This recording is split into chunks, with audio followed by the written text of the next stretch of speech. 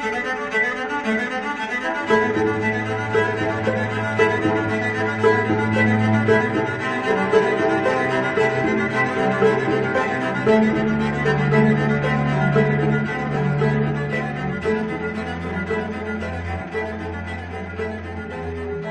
tal? ¿Cómo están? Bienvenidos a una nueva emisión de Sociedad Política, esta propuesta que les hacemos cada martes y cada viernes desde las 21 a través de la pantalla de Pares TV.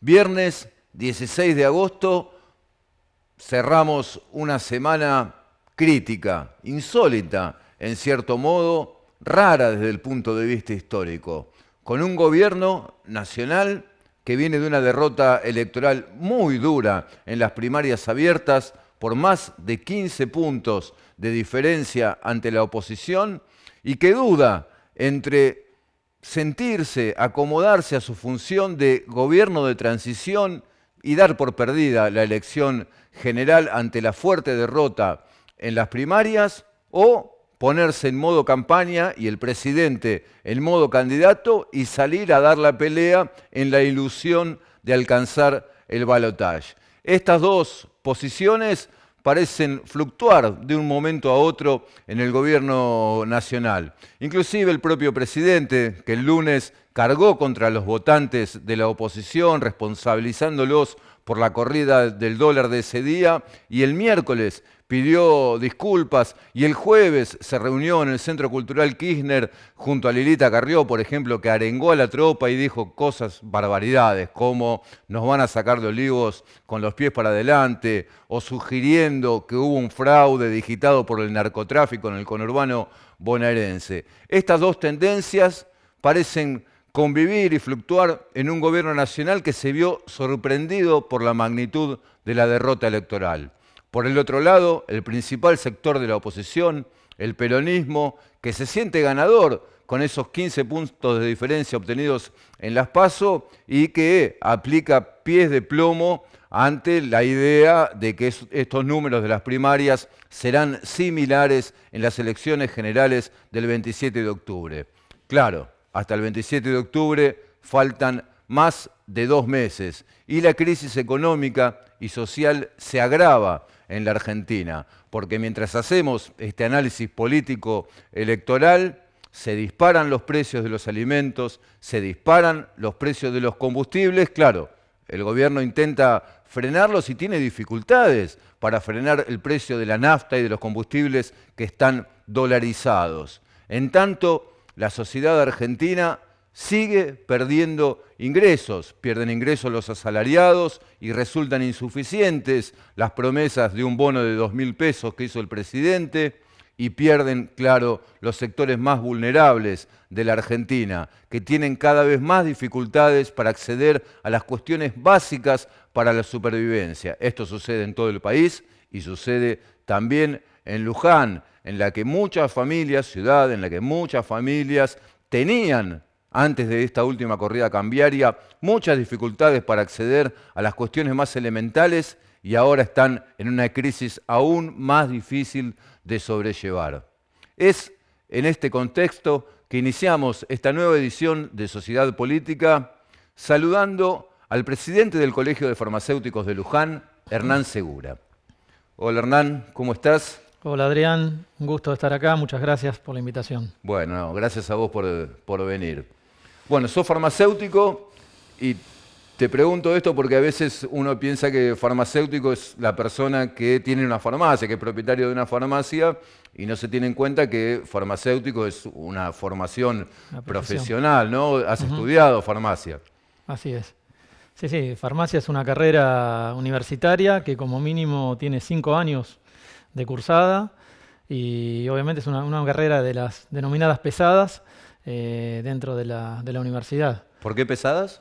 Y se llama las ingenierías, a las medicinas, la economía, por ahí se le llama carrera pesada por la cantidad de años que hay que estudiar, ¿no es cierto? ¿Por qué decidiste ser farmacéutico? Porque la verdad siempre me interesó la química, me interesó la física y bueno, desde chico quería vivir de una profesión que pudiera pudiera conjugar esas cosas, ¿no es cierto? Esas materias y bueno, la verdad que eso fue lo que me empezó a inclinar la balanza por farmacia. Primero se me había puesto en la cabeza seguir bioquímica, pero durante la carrera los 3 primeros años son comunes entre farmacia y bioquímica. Al tercer año hay que tomar una decisión, o vas para farmacia o vas para bioquímica, y finalmente me decidí por farmacia. ¿Y por qué presidente, o por qué esta participación en el Colegio de Farmacéuticos? ¿Hace cuánto tiempo que sos presidente? Mira, hace que soy presidente, la verdad, bastantes años, hace 12 años que soy presidente. En realidad, en el colegio tenemos una comisión directiva en la cual todos tomamos decisiones. Las decisiones no son mías, siempre son consensuadas dentro de la comisión. Y bueno, la decisión de participar y de estar metido en los problemas cotidianos que tenemos los farmacéuticos y bueno, resolver y llevar soluciones al sector. ¿A quiénes representa el Colegio de Farmacéuticos? Digo, ¿cuántas farmacias hay en Luján? Mira, Adrián, en el partido de Luján tenemos 60 farmacias distribuidas en, bueno, la mayor cantidad en Luján, en la ciudad, en el centro urbano.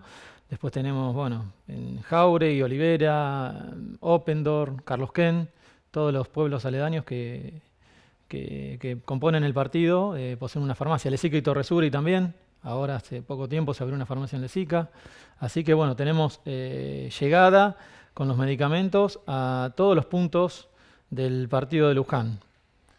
Y si tuvieras que contarnos cómo es la situación general del sector, digo, aquí en Luján, ¿cómo están las farmacias de Luján?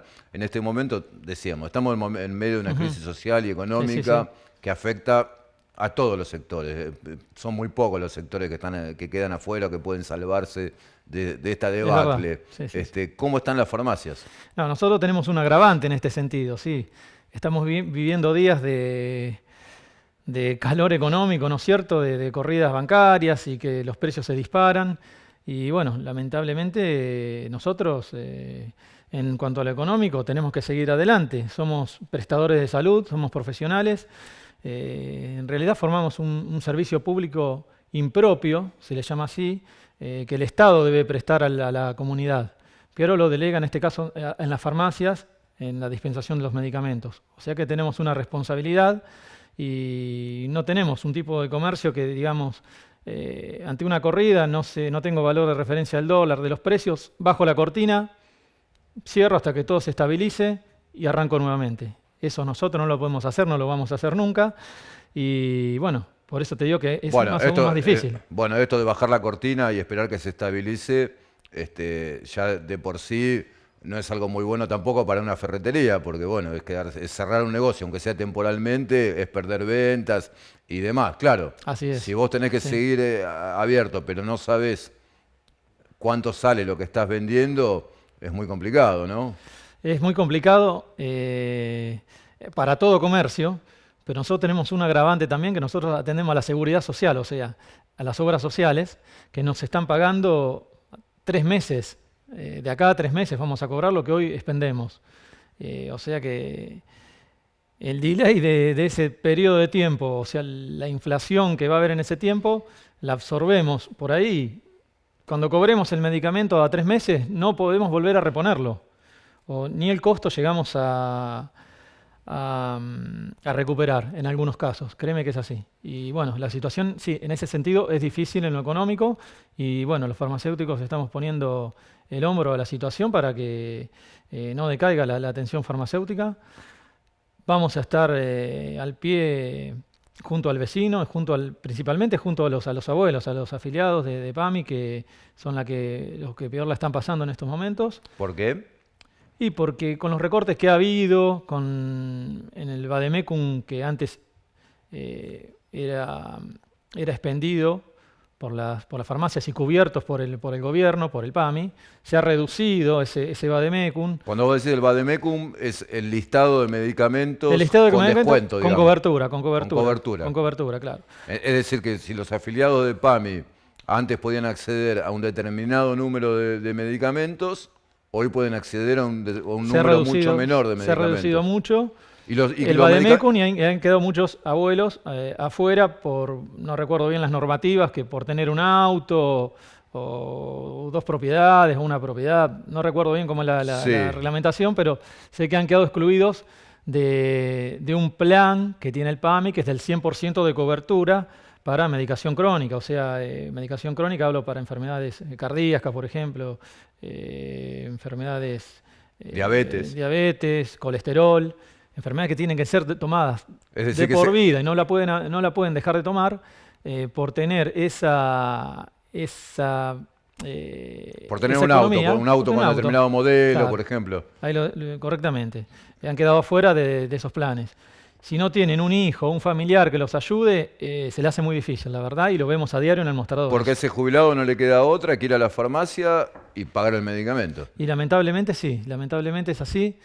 Y existen alternativas de medicamentos genéricos, como fuera de cámara reciente estábamos hablando, que por ahí no llegan a acceder al medicamento de primera línea, pero hay otras opciones que son los medicamentos genéricos que tienen un menor valor, pero vemos que tampoco le está costando también llegar a poder adquirirlos, ¿no es cierto? Por ahí quedan tratamientos incompletos en enfermedades agudas, por ejemplo una gripe, una neumonía. No pueden acceder, no solamente los abuelos, sino personas comunes, personas que por ahí no tienen obra social, no pueden llegar a acceder a cumplir el tratamiento completo de una antibiótico-terapia, por ejemplo. Claro, es decir, una persona, por ejemplo, Hernán, que va a la farmacia, necesita comprar una caja de antibióticos para completar un tratamiento y se lleva un blister. Claro, un tratamiento de 16 días, por ejemplo, tiene que llevar una caja completa. Por eso ya las cajas de los medicamentos vienen para el tratamiento de determinado tipo de enfermedad y para cubrir cada patología. Sí. Bueno, no pueden acceder a comprar esa caja, entonces se llevan un blister. Se toman el blister y por ahí dejan el tratamiento. Esto es muy perjudicial porque crea una resistencia en los microorganismos que producen la enfermedad, que a su vez va a necesitar una medicación más fuerte para poder eliminarlo. Vos mencionabas la cuestión de los medicamentos genéricos, decías medicamentos de primera línea, de marca, digamos, por llamarlo así, y medicamentos genéricos. ¿Es lo mismo? Digo, los precios son diferentes. Los precios son diferentes. Pero luego la droga, el principio activo es el mismo. El principio activo es el mismo. La ANMAT los ha aprobado a ambos, a todos los medicamentos que existen en el Vademecum nacional, están aprobados por ANMAT. O sea que cumplen con la dosificación especificada en su prospecto. Y bueno, son lo mismo, y lo que pasa es que tienen un precio diferente. Sí. Pero cambia eso, cambia la marca nomás. Cambia la marca. Cambia la marca, el principio activo es el mismo. El principio activo es el mismo. Me parece interesante decirlo esto, porque por ahí una persona duda a la hora de adquirir un medicamento y paga más cuando podría pagar menos, ¿no? Es así, sí, es así.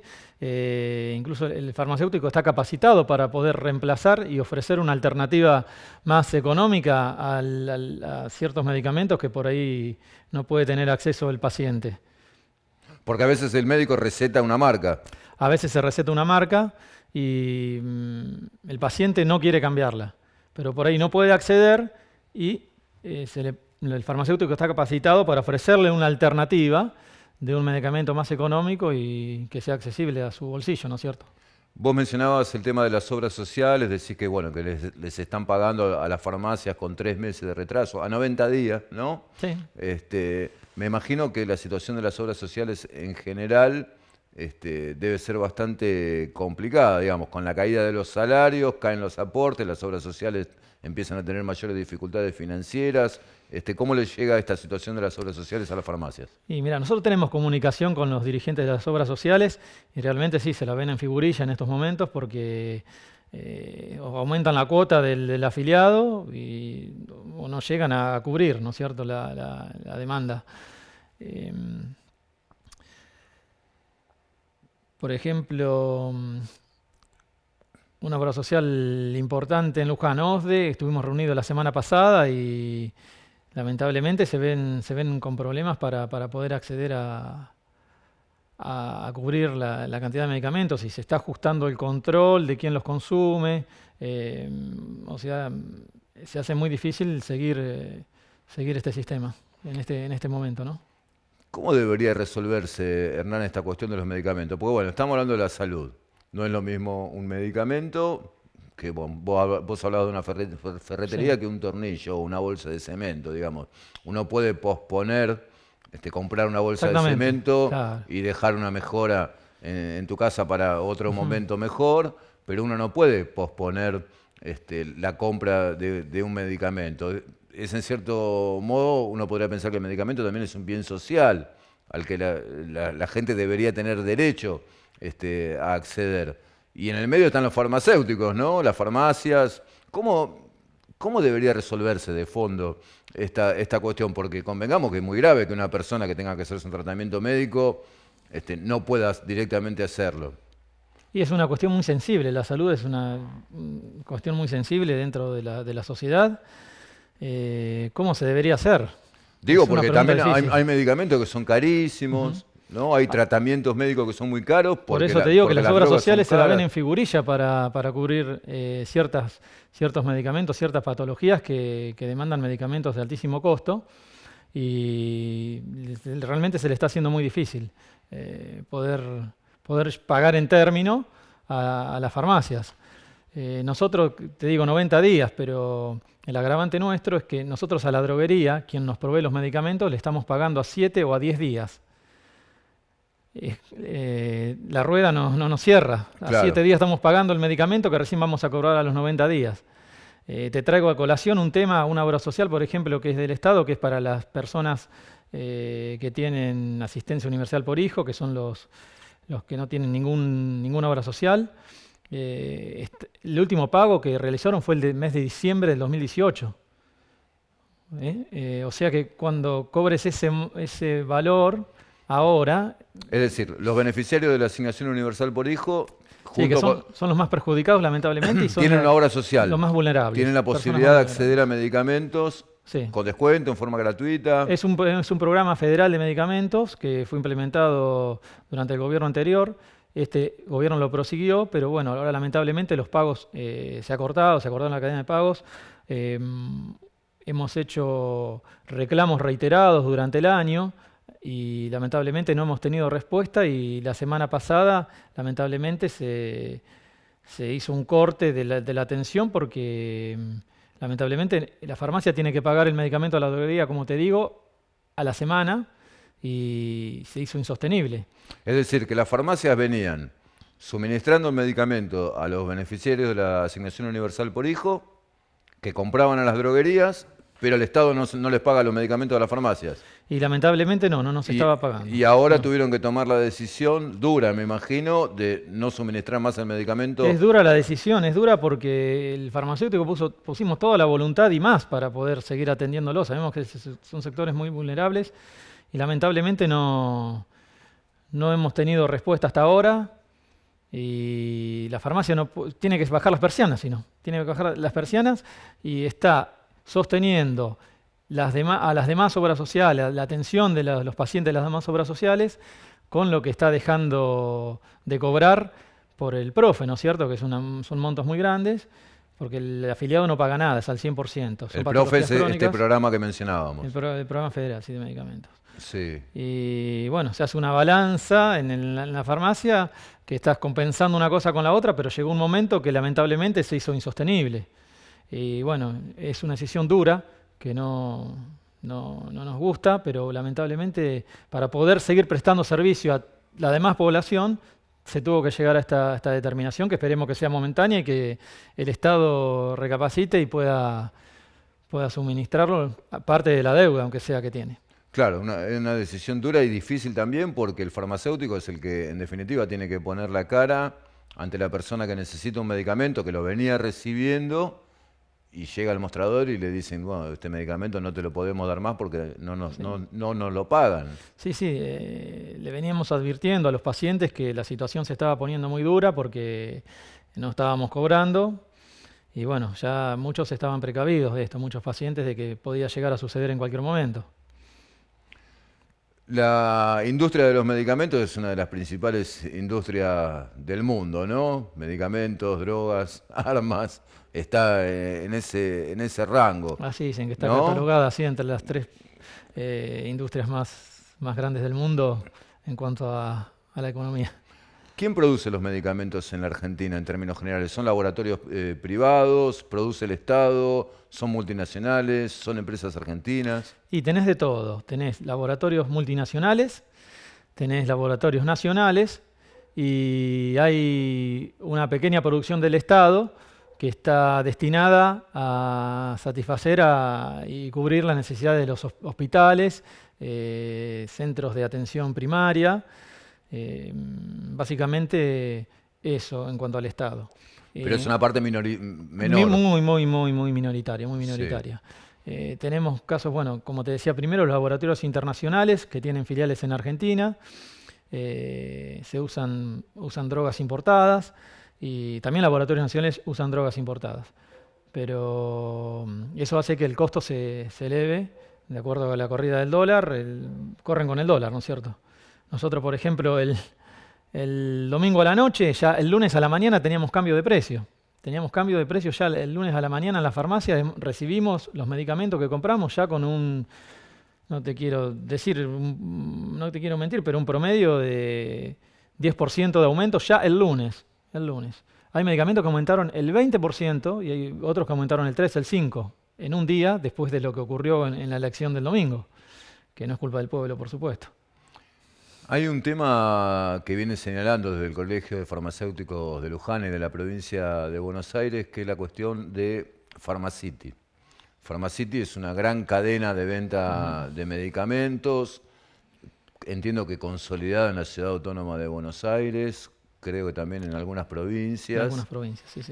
Pero que por ley no podría entrar a la provincia de Buenos Aires, y ustedes se están resistiendo a que Pharmacity, que es una corporación, digamos, ingrese. ¿Cómo es el tema? ¿Puede llegar Pharmacity? ¿No puede llegar? ¿Por qué no puede llegar? ¿Nos podés contar un poco cómo es la cuestión? Sí, cómo no, es un tema de mucha actualidad. Mirá, primero lo que te voy a decir es que Pharmacity, si se quiere instalar en la provincia de Buenos Aires, lo puede hacer hoy mismo, bajo las leyes vigentes que hoy rigen en la provincia de Buenos Aires. Si ellos se adecúan a la ley, como todas las farmacias, más de 5.000 farmacias que hay en toda la provincia de Buenos Aires, podrían instalarse cómodamente, sin ningún problema, sin ningún inconveniente. Lo que pasa que lo que Pharmacity, el grupo económico, pretende es cambiar una ley provincial para adaptarla a su necesidad económica, a su necesidad societaria en realidad, que es una sociedad anónima. En la provincia de Buenos Aires, las personas capaces o las sociedades que pueden ser propietarios de unas farmacias son 3. Está el farmacéutico como único propietario, la sociedad en comandita simple entre un no farmacéutico y un farmacéutico, o sea, un aportante de capital y un farmacéutico, y sociedad de responsabilidad limitada, que es entre farmacéuticos. Ellos quieren introducir la figura de sociedad anónima, en la cual en estas 3 figuras siempre hay un farmacéutico responsable que está al frente de la farmacia. En esto no se sabe ni quién es el dueño, el farmacéutico pasa a ser un empleado que tiene que seguir directrices de la compañía y por ahí se ve obligado a no poder ejercer la profesión como debiera hacerlo. Claro, porque el farmacéutico tiene cierta responsabilidad social y profesional, ¿no, Hernán? Total, cierta, es total la responsabilidad. Cuando hacemos el expendio de un medicamento, el responsable de traducir lo que el médico ha prescripto y entregárselo al paciente es el farmacéutico, que corre con todos los riesgos legales que existen en la ley argentina. Y ¿no Pharmacity es un supermercado. Y Pharmacity, o sea, te vende medicamentos como te vende un par de medias, como te vende cualquier cosa. Sí, una vez dije que Pharmacity te pone un líquido de frenos al lado de un medicamento en una góndola. Y eso no puede ser. Creemos que el medicamento es un bien social que tiene que ser administrado por el Estado, tiene que tener una regulación, como la educación, como la seguridad. Creo que la salud es el otro punto importante y bueno, el acceso al medicamento es responsabilidad del Estado, que lo delegan los profesionales farmacéuticos. Te digo, es más fácil enfermarte tomando cantidad de vallaspirinas, dije una marca, pero no, aspirinas, pero que no un psicofármaco. Y esta gente, esta compañía, tiene esos medicamentos al alcance de la mano sin restricción alguna, ¿no es cierto? Este caso se viene peleando desde el año 2012, en el cual ellos quisieron introducir o abrir una farmacia en Pilar, en la vecina localidad de Pilar, falsificando los documentos. Es una sociedad anónima, pero ellos lo presentaron como una farmacia unipersonal. Bueno, hubo unos trasfondos. Sí. Lo dije yo, una truchada. Fue a la justicia en reclamo Pharmacity porque el Ministerio de Salud no se lo habilitó y fue rechazado en las dos instancias, primera y segunda instancia, en la Corte de la Provincia de Buenos Aires. Fue a la Suprema Corte de la Provincia de Buenos Aires, también fue rechazado.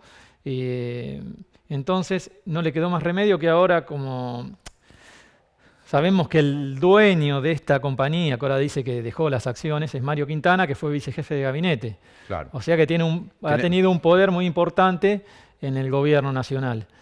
Y el juez de la Corte Suprema de Justicia de la Nación, el señor Rosenkrantz, fue el abogado patrocinante en el caso de Pharmacity contra la provincia de Buenos Aires. No es contra la farmacia ni contra el colegio de la provincia de Buenos Aires, de colegios farmacéuticos, el juicio que Pharmacity inicia. Es contra la provincia de Buenos Aires el juicio.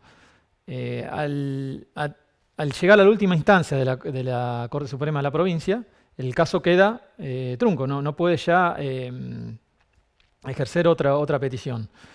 ¿Qué hizo ahora Mario Quintana? Como Carlos Rosenkrantz es el presidente de la Corte, fue el del bufet representante en el caso contra la provincia de Buenos Aires, lo elevó a la Corte Suprema de Justicia de la Nación, que es la última instancia que le quedaba. Y ahí tiene a su hombre. Mira, en casos así, cuando es con casos contra una provincia, en cual la provincia lo ha rechazado casos de un privado contra la provincia, la Corte Suprema de Justicia de la Nación, en todos los casos en la historia, los ha rechazado sin más.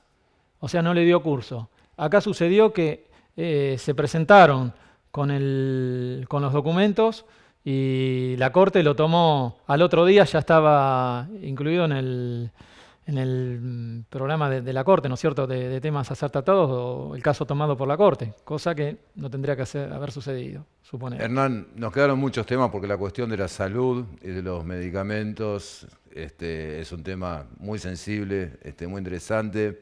Te agradecemos mucho que hayas venido a Sociedad Política y no faltará oportunidad de que volvamos a charlar y poder desarrollar otras cuestiones que tienen que ver con este tema, que sin duda es de interés. Gracias. No, gracias a vos, Adrián. Bueno, encantado de haber estado con vos acá.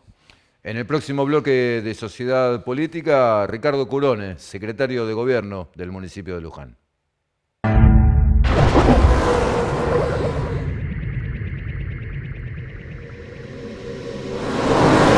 Cooperet Luján de la Cooperativa Eléctrica tiene una oportunidad increíble para vos. Fibra óptica más telefonía con llamadas ilimitadas a líneas fijas de todo el país desde 850 pesos final por mes. Más velocidad de internet con telefonía fija por menos precio. ¿Qué estás esperando? Llama al 0800-333-4270 o entra a www.coopenetlujan.com.ar y pedilo ahora. Coopenet Luján de la Cooperativa Eléctrica. El mejor servicio al mejor precio.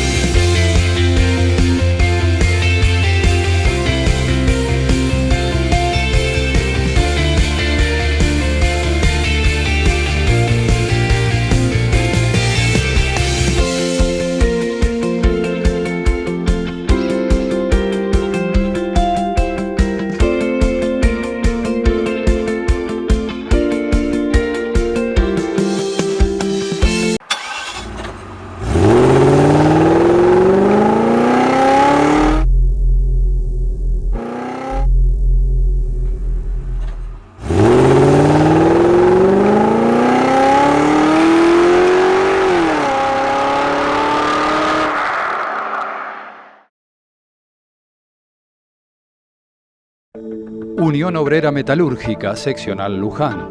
Nuevo salón de eventos. Modernizamos nuestra sede para una mejor atención. UOM, Seccional Luján, junto a la familia metalúrgica.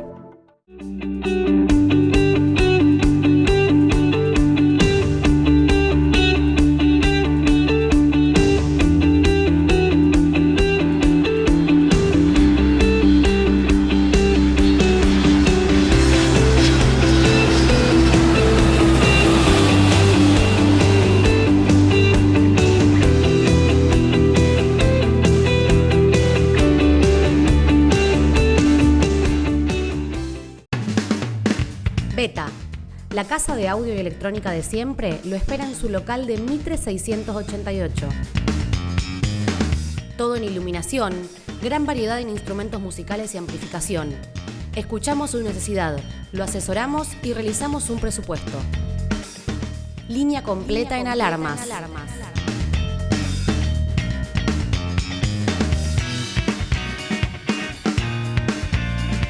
Beta, en Mitre 688. Comunicate al 43 56 00. Moto Luján, de Carlos Frascaroli e Hijos. Concesionario oficial Honda. Atendemos tu moto en nuestro taller. Service y repuestos originales. El 9 de julio 854.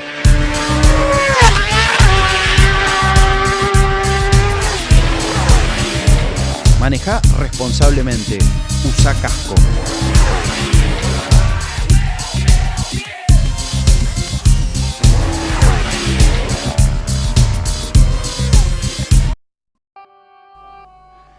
SEDU, Servicio de Urología.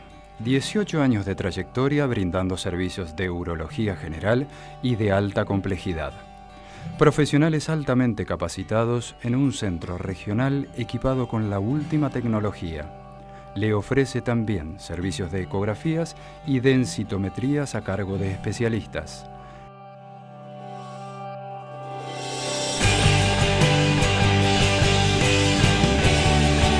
SEDU, Servicio de Urología, lo espera en su nueva sede de Las Heras 760 para brindarle una excelente atención profesional y administrativa. Segundo bloque de esta emisión de Sociedad Política, tenemos el gusto de saludar a Ricardo Curone, secretario de Gobierno del municipio de Luján y convencional provincial de la Unión Cívica Radical. Gracias, Ricardo, por venir. Gracias, Adrián, por la invitación.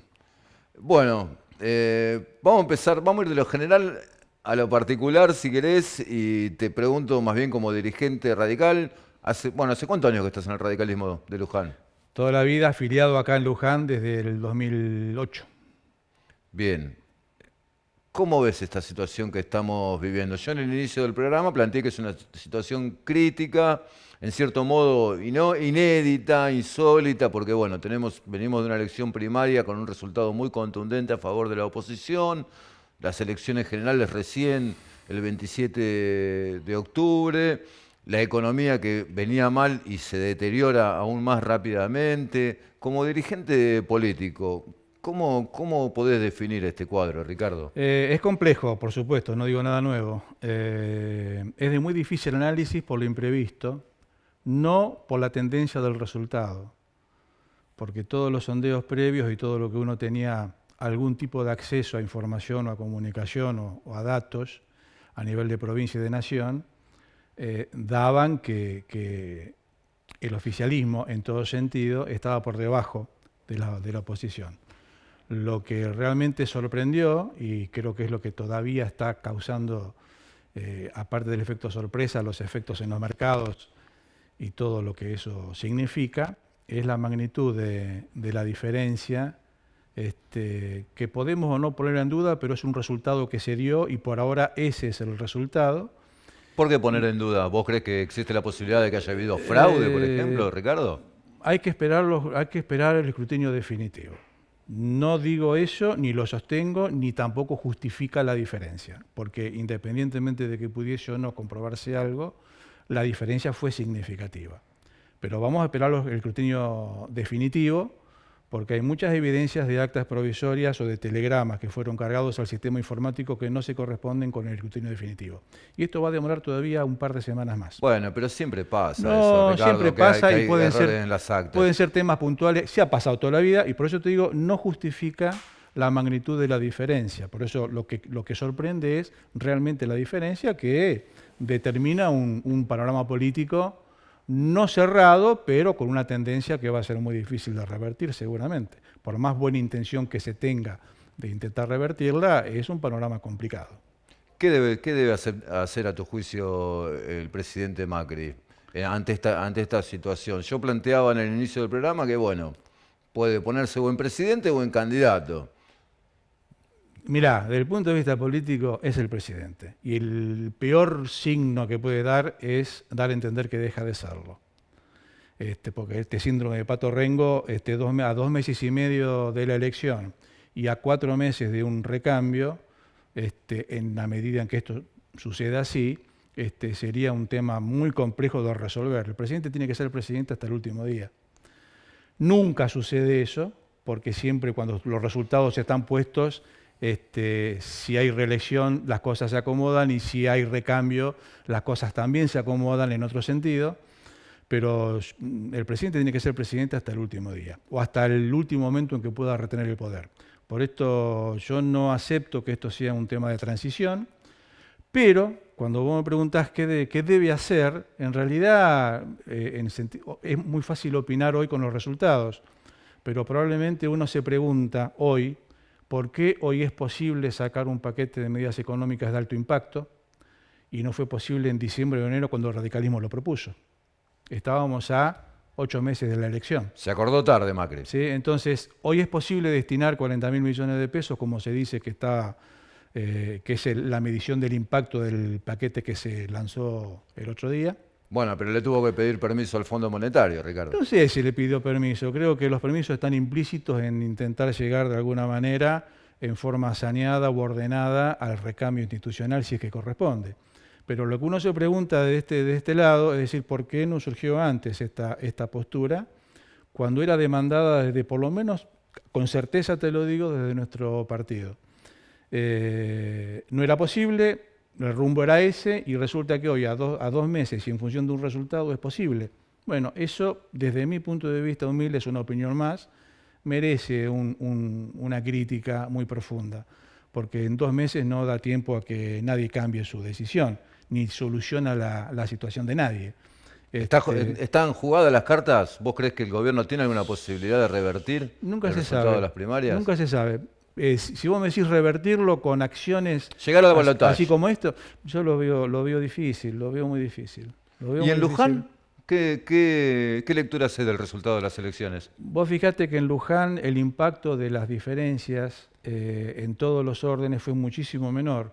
El electorado en Luján se comportó como se comporta siempre, votando al candidato o a su fuerza política, pero más que nada al candidato.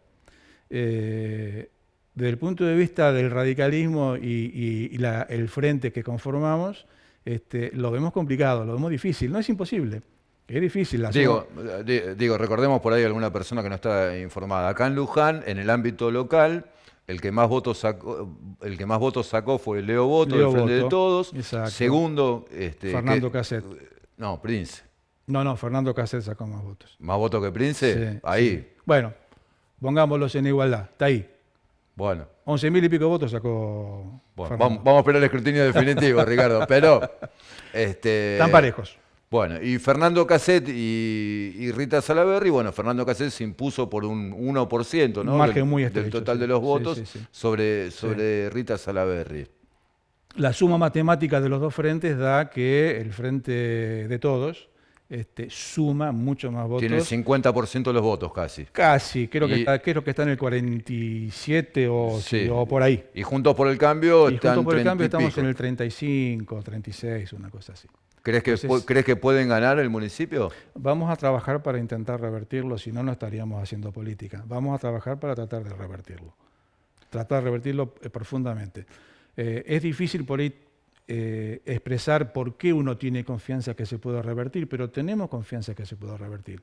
En una primaria la gente vota y esto ha sido un comportamiento prácticamente uniforme en todas las primarias que hubo. Yo te hablo acá del distrito. Sí, sí, sí. En Luján, los oficialismos, en este caso nuestro oficialismo, con todos los frentes que se fueron conformando, siempre en las primarias, sacó menos votos que la oposición en su conjunto. Siempre. Bueno, igual no hubo oficialismo en esta primaria, Ricardo, porque los candidatos, nadie se hizo cargo del gobierno municipal, Bueno, sí, ni Casset, ni Salaverry. Porque vos tenés una función institucional importante. Fuiste o sos secretario de Salud durante todo este segundo mandato de Oscar Luciani. Cuando Rita Salaverry, que era la secretaria de Gobierno, pide licencia, exacto, vos asumís como secretario de Gobierno, reemplazándola a ella. Y vos decías, hay que ser presidente hasta el último día. Y esto corre también para el intendente, que debe ser intendente hasta el último día. ¿Cómo anda Luciani? Porque hace mucho que no lo vemos, Luciani, por ningún lado, ¿no? Te respondo lo anterior. Sí. En función de ese análisis que vos haces, que para mí es el correcto, que hay que estar hasta el último día, yo planteé, cuando me proponen esta designación en reemplazo de la que se convirtió en candidata para la interna, yo me margino de la campaña. Yo no estoy en una gestión ni en una campaña. Hablamos de la interna. Sí, está bien. De hecho, no sos candidato tampoco. Pero podría haber estado formando parte de algo, porque en política vos siempre tenés la posibilidad de ir para un lado o para el otro. Vos decís que no trabajaste durante la campaña electoral. No trabajé para la campaña, excepto en forma privada. Sí. En uso de la gestión, mi compromiso fue no ir para ninguno de los dos lados y estar orientado el 100% del tiempo en la gestión. Hoy, que hay un candidato del oficialismo, la postura puede tomar otra si lo considero así, porque ya hay un candidato definido. Pero durante este proceso de internas me aboqué a la gestión.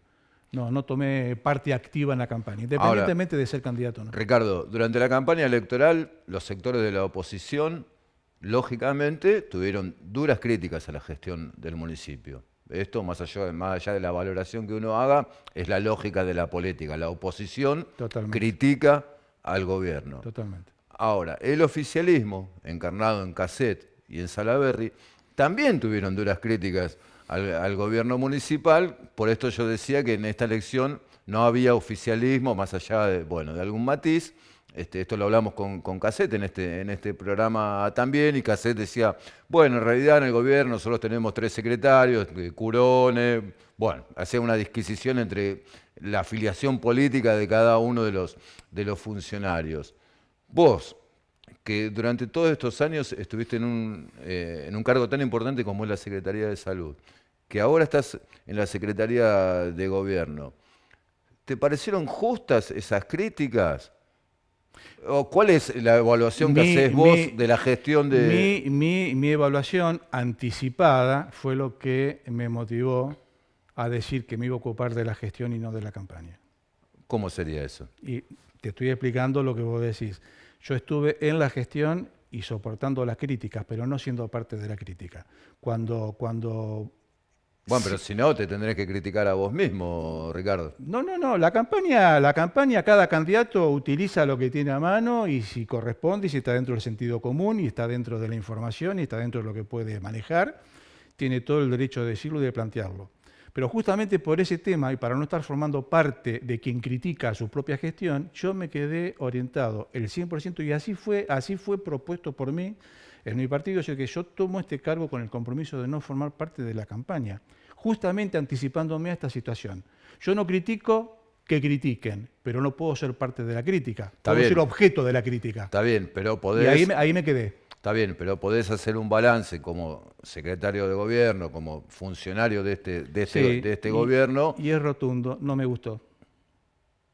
¿Por qué? Porque no me gusta la crítica, me gusta la crítica cuando aporta... ¿No te gustó el gobierno municipal? No me gusta la crítica en función de términos políticos de conveniencia. Si vos me decís que la crítica es porque sacás algo constructivo de eso, o la crítica te sirve para construir, bueno, perfecto. Bueno, pero a eso apeló Fernando Casset también. Pero es una interna donde el primer dato es tratar de imponer un criterio con el votante, Bueno, que es tu votante, que no es el ciudadano pero general Luján. me la juego que Fernando Casset, ahora hacia las generales, también va a criticar a la gestión de Luciani. Veremos cuál es la estrategia de campaña.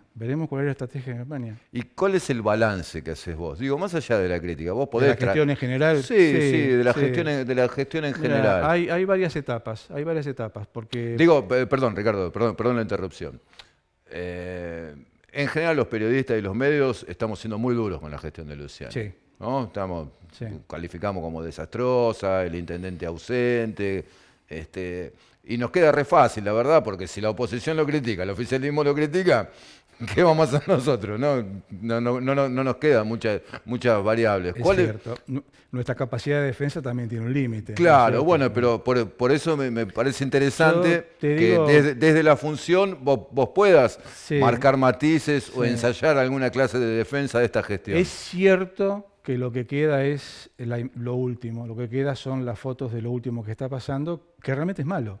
No podemos negar a malo, no en el ámbito general, porque yo te puedo decir, tanto que se fustiga el tema de salud. Sí, en algunos aspectos sí, en muchos otros aspectos hemos mejorado y mucho. Problemas va a haber siempre, ha habido siempre, hubo siempre y se han tratado de solucionar.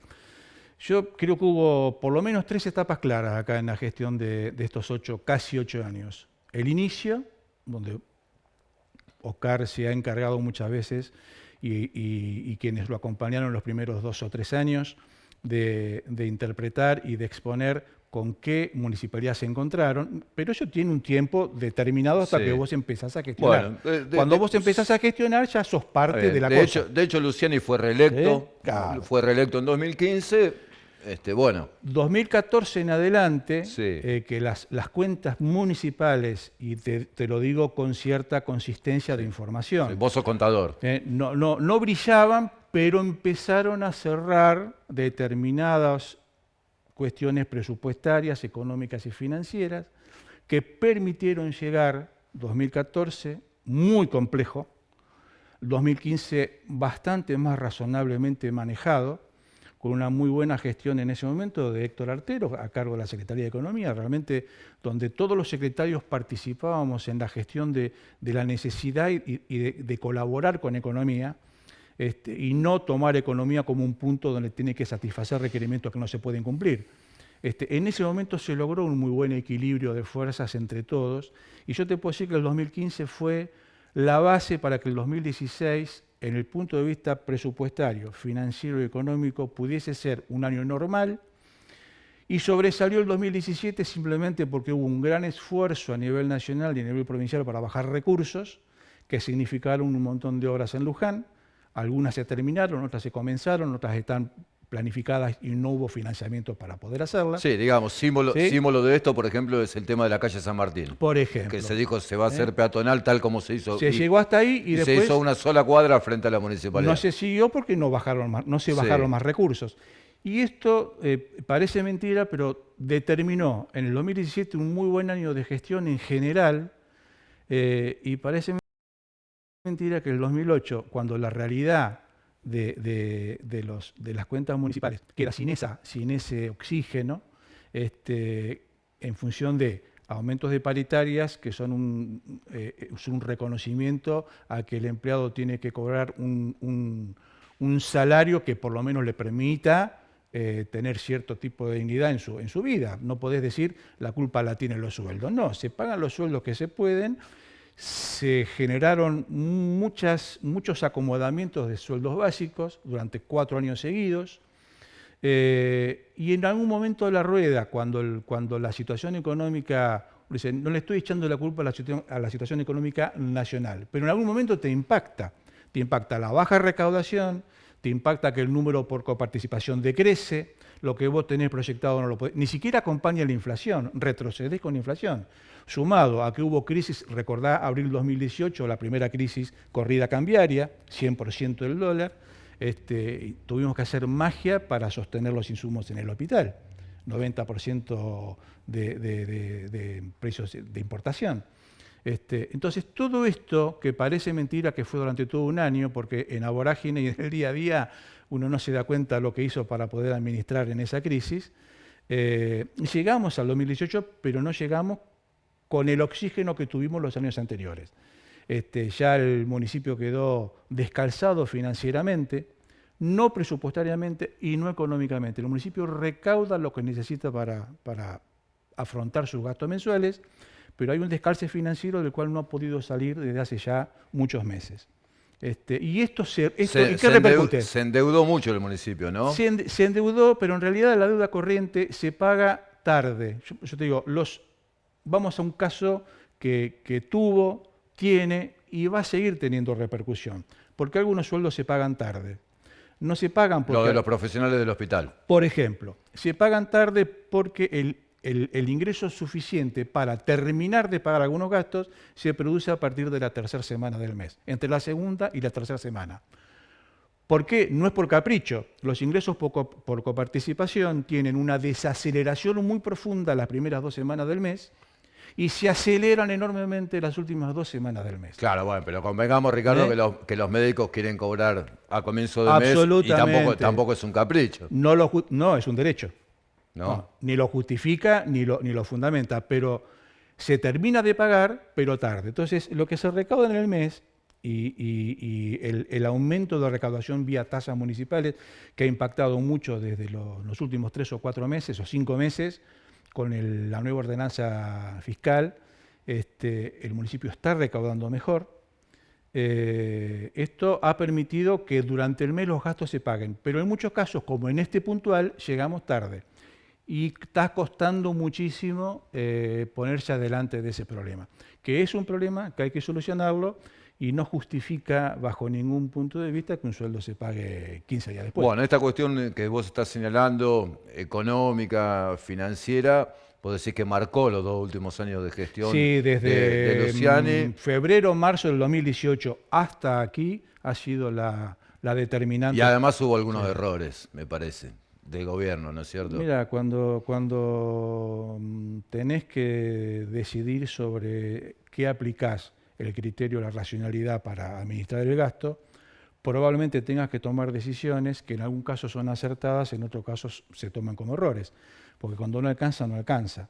Entonces, lo que se puede ver como un error porque se perjudica a un sector, porque endeudás a un proveedor, porque te financiás en forma exagerada con un proveedor a 90 o 120 días o incluso hasta 150 días, obviamente, para el municipio es una necesidad tener que usar esa herramienta de financiamiento, pero para el particular, el proveedor y el empleado, es un error. O sea, sí. ¿Cómo hiciste siendo contador? Porque se nota que sos contador.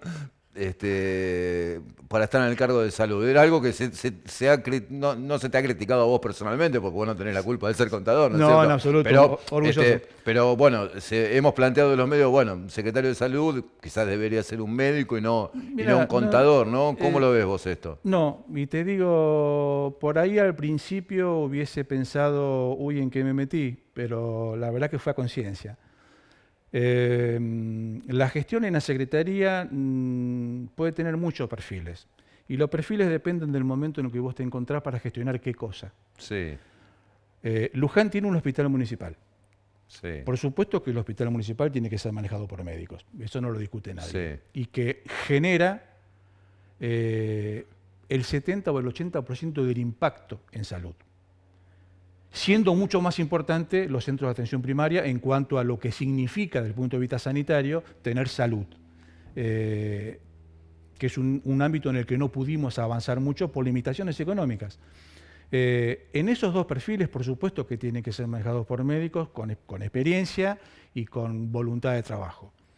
Pero el momento de la gestión en el 2015 ameritaba, y esto fue lo que se evaluó cuando al menos se me propone ocupar el cargo, en ese momento, evaluó que había que gestionar administración en salud en base a lo que nosotros veíamos que era una recuperación, sujetar el gasto, controlar bien las compras, ser muy puntillosos en el tema de los gastos, en el tema de las inversiones, y en algún momento del año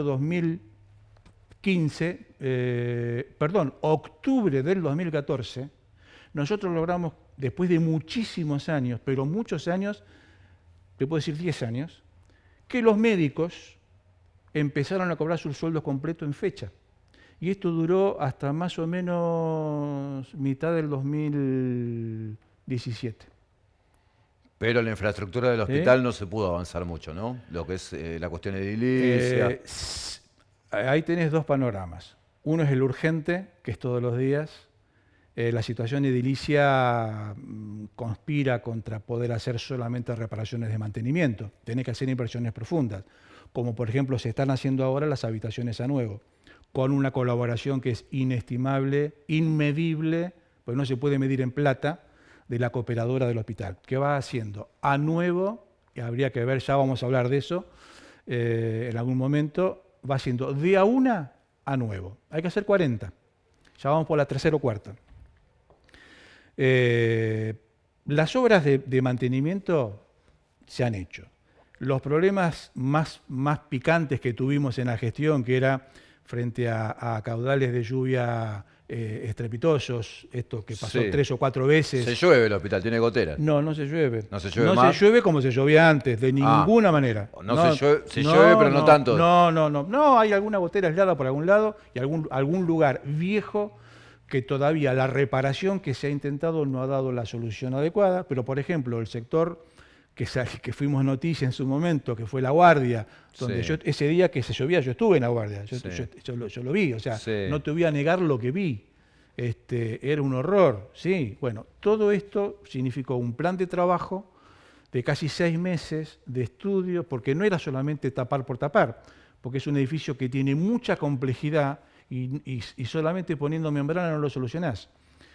Hoy, con un sistema de mantenimiento de canaletas, habiendo ampliado y hecho a nuevo todo el sistema de canaletas del frente del edificio, que era nuestro principal problema, el principal problema de lluvias en La Guardia, en terapia intensiva y en el pasillo central se superó, incluso con caudales de lluvia superiores a lo que provocaron en su momento las filtraciones. Si tuvieras que calificar la situación del hospital en cuanto a atención, ¿qué adjetivo utilizarías? Mira, ahí no tengo más que elogios. Y te digo por qué.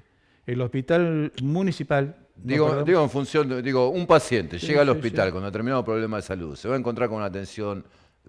no solo la atención de los profesionales, sino la atención, los insumos, los medicamentos, todo lo que puede proveer un hospital. En general... ¿Buena, regular? No, en general te respondo que sí. En general te respondo que sí y a eso iba. ¿Que es buena? Es buena y la respuesta es buena. La respuesta es buena porque siguen viniendo de todos los distritos vecinos, siguen viniendo a atenderse a Luján. Luján es un hospital municipal que vos podés evaluar por qué Luján, el hospital de Luján, que tiene carencias, edilicias, estructura, la hotelería, por supuesto, si te comparás con el Hospital Austral, tenemos, claro, okay, obviamente sí, pero tenemos neurocirugía, tenemos neonatología, tenemos 40 especialidades médicas y se atienden todas. Los límites para la práctica quirúrgica son mínimos, no hay hemodinamia, pero vos en el Hospital de Luján podés atender prácticamente cualquier patología, casi cualquier patología. Ricardo Curones, secretario de Gobierno. Hemos hablado de salud al final. Sí, ¿seguís siendo secretario de Salud? ¿Estás cumpliendo los 2 cargos? No. A cargo de Salud quedó el director ejecutivo del hospital y yo estoy en Gobierno hasta que se resuelva cómo queda conformado el gabinete. Se me va el colectivo. Te agradezco mucho que hayas venido. Te agradezco especialmente porque siempre tenés buena disposición ante la requisitoria periodística, que no todos los funcionarios la tienen. Así Siempre que, lo dije, es parte del trabajo. Bueno, avisarle al intendente Oscar Luciani cuando lo vea, mandarle saludos que hace mucho tiempo. Al menos de nuestro trabajo. Hace mucho tiempo que no lo vemos al intendente, que quizás está trabajando, pero como no tiene presencia ante los medios... Ayer yo estuvo conmigo atendiendo temas muy complejos. Bueno, saludos entonces. Cómo no, serán dados. Nos reencontramos el próximo martes, desde las 21 en Sociedad Política. Hasta entonces.